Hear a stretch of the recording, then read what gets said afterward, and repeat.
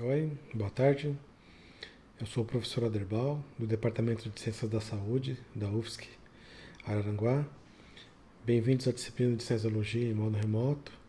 Hoje a nossa aula é sobre Cinesiologia da coluna, sobre os corpos vertebrais, as curvaturas da coluna e os discos intervertebrais, que além de fornecerem a estabilidade vertical em todo o tronco e pescoço, a coluna também protege a medula espinhal, as saídas e as raízes nervosas ventrais e dorsais, que são tecidos nobres do corpo, parte do sistema nervoso. Mas as vértebras, costelas e a mandíbula, elas também têm múltiplas finalidades que frequentemente têm que ser desempenhadas simultaneamente. Tá? Por exemplo, a função vital da ventilação, mastigação e deglutição, a postura do corpo em pé, né, que é a função vertical, e a locomoção com a marcha e corrida, que recebe as cargas da força de reação do solo através da transmissão das forças dos membros superiores e membros inferiores, e a própria estabilidade da mão, tá? Do membro superior para dar função à mão. A porção anterior da coluna, os corpos e discos, eles dão sustentação ao peso do corpo, amortecimento de choques e mobilidade em todas as direções. Já a porção posterior proporciona proteção ao medula espinhal, orientação e limitação dos movimentos. E aqueles processos ósseos alongados para aumentar a alavancagem dos músculos e dos ligamentos da coluna. São 33 vértebras, formando 4 ou 5 segmentos, né? A região cervical, a região torácica, a região lombar e a região sacrococcígea, pode ser considerado uma ou duas, formando 3 curvaturas principais, a lordose cervical, a cifose torácica e a lordose lombar em adultos. Tá? Então, a linha de gravidade acaba passando anteriormente na parte côncava dessas curvaturas, e devido à posição anterior do centro de gravidade na vértebra S2, a gente tem então um torque anterior importante, tá? da postura, contrabalanceada pelos tecidos posteriores, né? Principalmente os músculos extensores e os ligamentos da coluna posterior, e a maior carga desse torque, o maior ápice cai na região C4 e C5, na vértebra T6 e na vértebra L3. Isso acaba ajudando, né? Então, ao desenvolvimento de vários problemas da coluna que vocês vão ver mais para frente no curso de fisioterapia. Agora, esse torque postural, ele não é um problema. Pelo contrário, ele é extremamente importante. O que aconteceu é que nós evoluímos durante mais de 3 milhões de anos. O primeiro hominídeo foi até o Australopithecus afarensis, né? O primeiro hominídeo a ficar em pé, ereto, e caminhar e correr no chifre da África. Então foi a partir daí que começou a acontecer o melhor alinhamento corporal, ou seja, a linha de gravidade passando próximo às curvaturas da coluna, causando uma menor BDS, uma menor base de sustentação. Então isso tudo leva a um menor torque postural, a uma economia de energia, a ossos menores, um corpo mais leve, uma melhor visão, né, devido à altura. E esse torque postural, ele é importante, porque senão, se a gente não tivesse esse desequilíbrio anterior pequeno, se a gente tivesse a linha de gravidade no centro do nosso centro de gravidade, a gente ia ser igual um João Bobo, como a gente pode ver aqui no vídeo. E o que a gente vê no João Bobo é justamente uma falta de equilíbrio, um desequilíbrio. Quer dizer que a gente tem um desequilíbrio controlado pela musculatura posterior e ligamentos da coluna posterior. Mas a gente não tem um torque anterior grande o suficiente para fazer com que a gente fique em 4 apoios, para que a gente seja quadrúpedes. Tá? Então, esse torque acaba sendo importante para a nossa postura ereta. Então, olha só aqui como que são os músculos extensores da coluna, que garantem, tá, o nosso equilíbrio de um ser humano e de um macaco, como é muito maior, tá, no macaco. Por quê? Porque esse torque postural aqui é muito maior. gasta mais energia, prejudica a bipedestação. Enquanto nós temos um torque postural pequeno, evoluído, que garante esse equilíbrio em pé que permite a marcha e a corrida. Assim, a gente já pode entender, tá, que a postura bípede foi uma evolução no ser humano, que tem curvas sagitais, mas que na vista frontal ela é alinhada, que causa uma grande economia de energia e permite a marcha e corrida. Agora, essas curvas, elas aparecem com o amadurecimento do nosso esqueleto, tá? Porque nós nascemos com o que a gente chama de curvaturas primárias, com todas as curvaturas da coluna como cifoses. Uma cifose cervical, uma cifose torácica e uma cifose lombar. As lordoses, que são curvaturas do movimento, elas vão aparecendo com o desenvolvimento da criança, com o desenvolvimento neuropsicomotor da criança. Então, lá pelos 3, 4 meses de idade, a criança em prono, ela começa a querer olhar para cima, ou seja, ela começa a querer estender o pescoço e a cabeça, e assim o fortalecimento dos eretores da coluna vertebral e dos paravertebrais, que a gente vai estudar em coluna posterior, eles transformam então essa cifose primária em uma lordose secundária, que é importante para a movimentação do pescoço e principalmente da cabeça. E lá pelos 8, 9, 10, alguns, às vezes até 12 meses de idade, a criança começa a fazer os agachamentos, ela começa a querer levantar, justamente para caminhar. E aí, o ilho pessoas e o abdominais, eles fazem uma anteroversão pélvica, que trazem o sacro em nutação e acabam então estressando essa coluna lombar para uma lordose, criando essa curvatura secundária na forma de uma lordose lombar. Também uma curvatura do movimento, gerando esses números aqui no adulto. Uma lordose cervical entre 30 e 35 graus, que é o ângulo de Cobb, que vocês vão aprender em radiologia. Uma cifose torácica de aproximadamente 40 graus e uma lordose lombar de aproximadamente 45 graus. Tá? Existem doenças posturais onde existe aumento e diminuição nessas curvas. Tá? Então, todas essas vértebras, todos esses segmentos e todas essas curvaturas são importantes para a bipedestação. Agora, vamos falar de movimento. A coluna ela se move com uma somatória de vários segmentos móveis. Esse segmento móvel é a unidade funcional da coluna, ou seja, 2 vértebras, um disco intervertebral e seus ligamentos longitudinais, anterior e posterior. É nesse segmento funcional que ocorre o movimento nos 3 graus de liberdade, nos eixos X, Y e Z. Então, repetindo, o que ocorre é uma somatória do movimento desses segmentos móveis.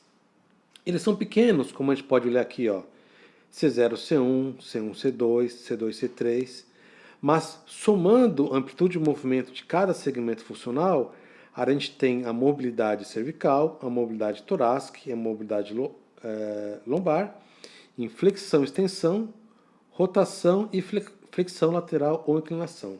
Tem um segmento funcional que tem bastante destaque, que é um C1, C2, onde ocorre aproximadamente metade da rotação cervical.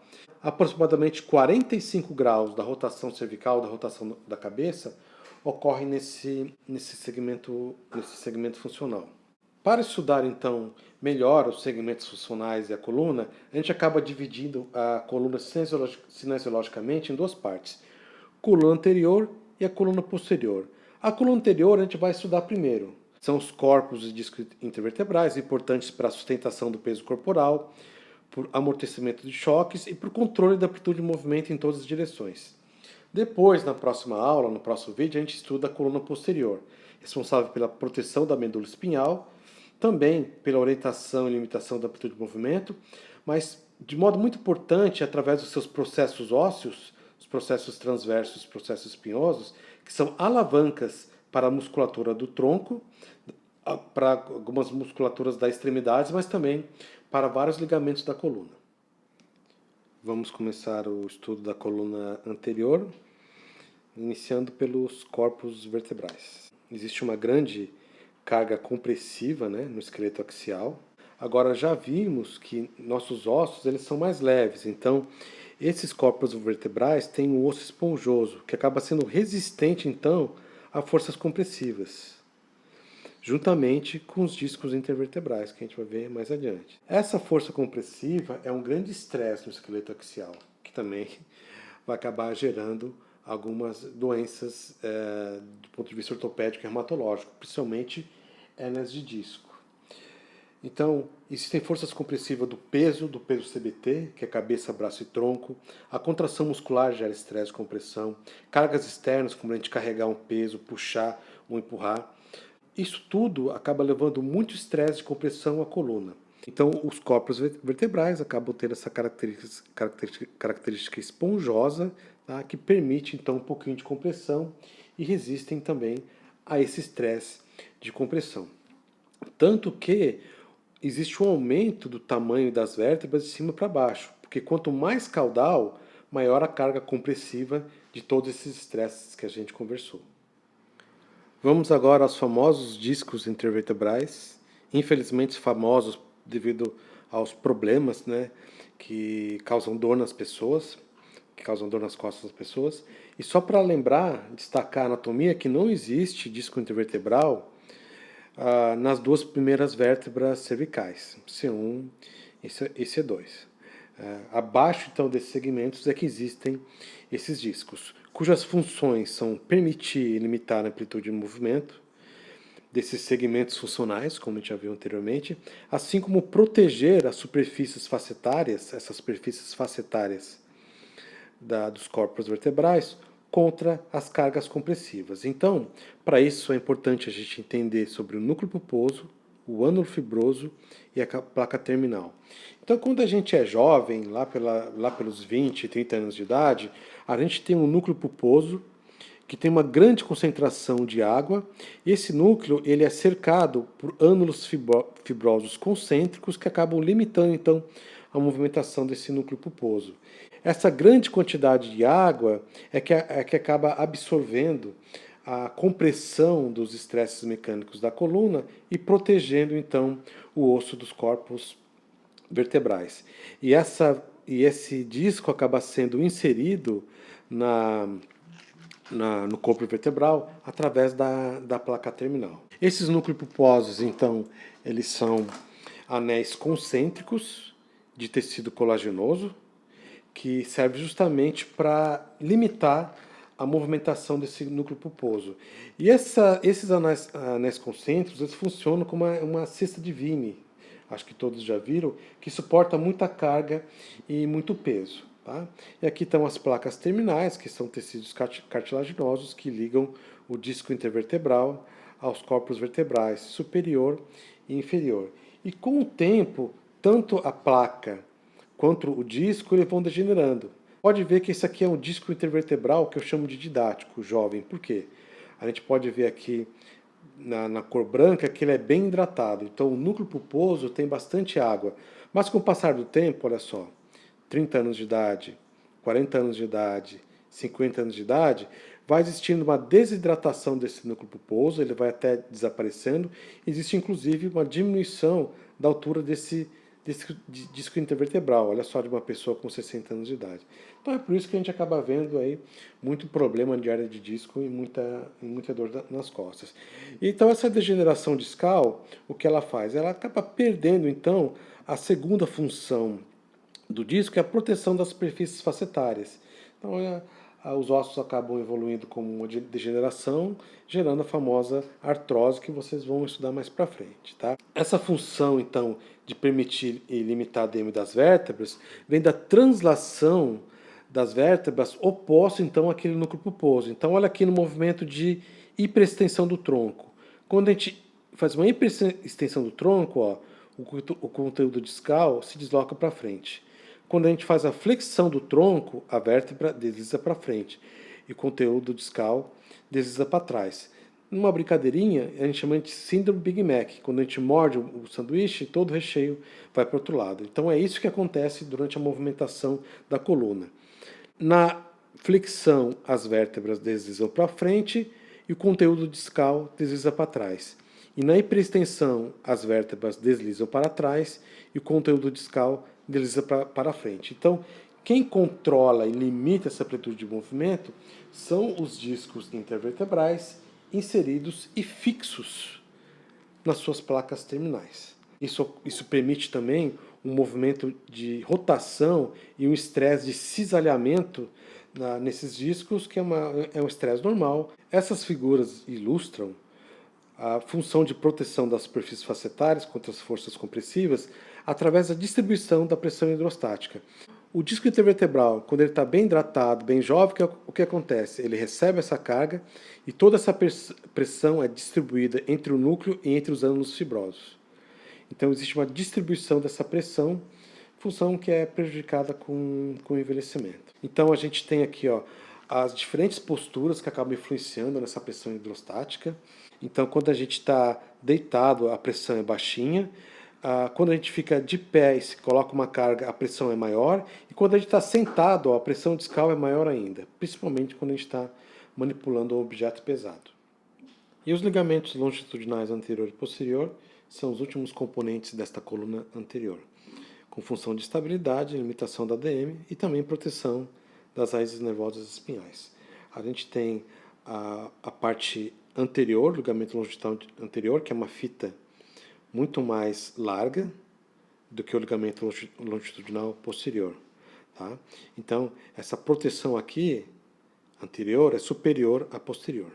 Isso porque o ligamento longitudinal posterior tem que permitir espaço para a saída das raízes nervosas.